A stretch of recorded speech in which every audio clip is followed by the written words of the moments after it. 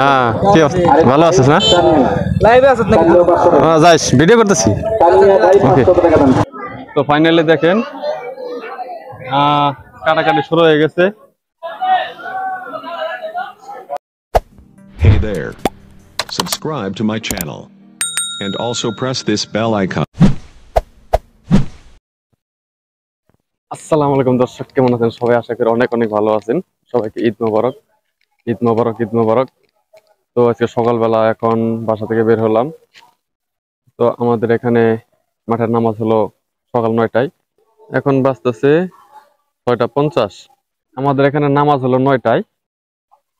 তো এখন আবার বাসায় যাব, বাসায় গিয়ে গোসল টোসল করবো, তারপর নামাজ যেতে হবে।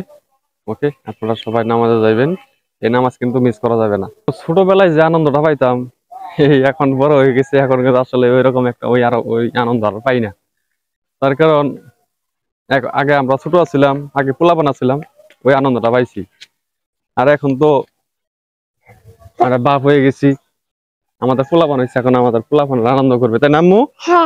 হ্যাঁ। আর তারপরেও আনন্দটা একবারে যে নিরাশ হয়েছে তা না।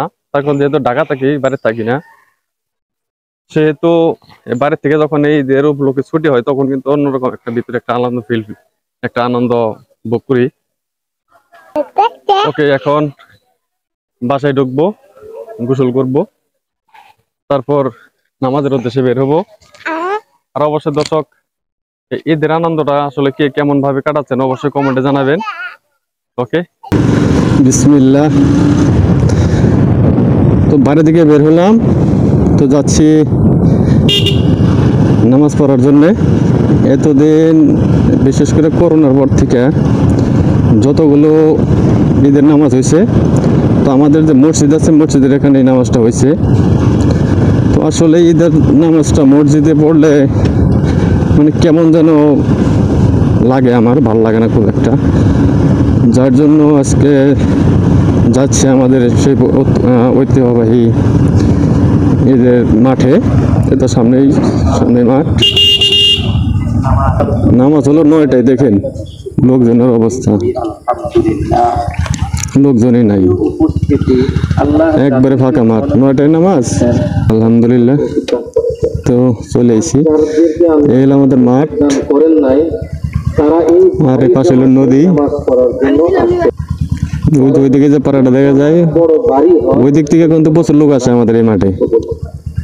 তারপরে এই আশেপাশে 2-4-5 এলাকা তো আছেই। ওকে, গাড়িটা সাইড করি। মাঠটা কিন্তু অনেক বড়, কিন্তু দেখেন অবস্থা 9টায় যেহেতু জামাত, তারপরেও মানুষজনের একদম নাই, এখন তারা আসে নাই। জিজ্ঞাসা করা হয়েছিল যে তোমার কাছে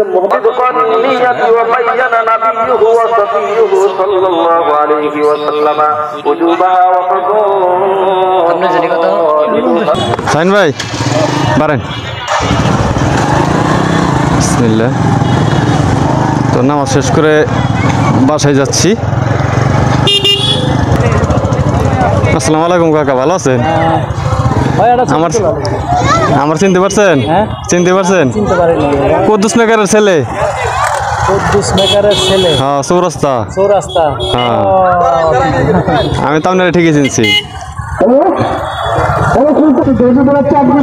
ওই মামু,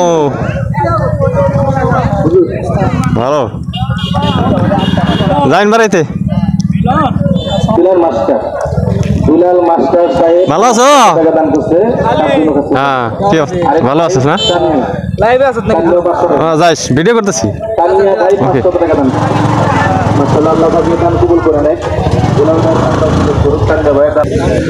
প্রচুর মানুষ হয় এই মাঠে। মাঠটা পুরো মাঠ কিন্তু ভরে গেছিল। আর আমি যখন প্রথম গেছি, তখন তো মাঠ দেখে আমার মানে কি বলবো, হতাশ হয়ে গেছিলাম। এখন দেখেন মানুষজন যাচ্ছে, এখন বোঝা যাচ্ছে যে কতগুলো লোক হয়েছিল। এই যে কতগুলো লোকের সাথে নামাজ পড়লাম, মানে আনন্দটা অন্যরকম লাগলো। অনেক পরিচিত বন্ধু বান্ধব ছিল, যাদের সাথে অনেক দিন দেখা সাক্ষাৎ হয় না, তাদের সাথে দেখা সাক্ষাৎ করলাম। মানে অন্যরকম একটা ফিল করলাম আর কি। এখন কোথাও দাঁড়াবো না, তো এখন কোরবানি করতে হবে, তো সরাসরি বাসায় চলে যাই। ওকে, তো ফাইনালি দেখেন কাটাকাটি শুরু হয়ে গেছে।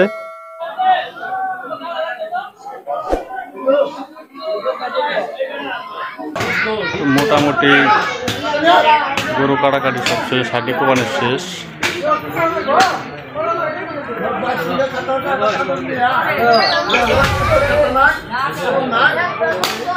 আমাদের এখানে মূলত ভাগটা কিভাবে করা হয় এটা আপনাদেরকে একটু দেখে দিই।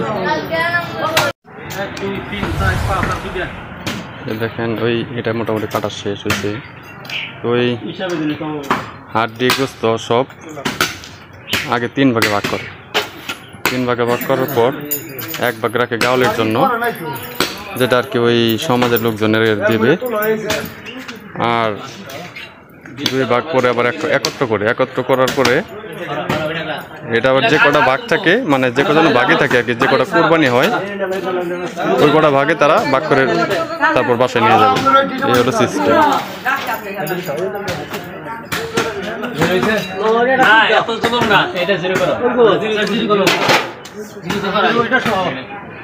ওকে, এখন বুঝতে বাসায় নিয়ে রান্না করার পরে তারপরে আবার আসতেছি।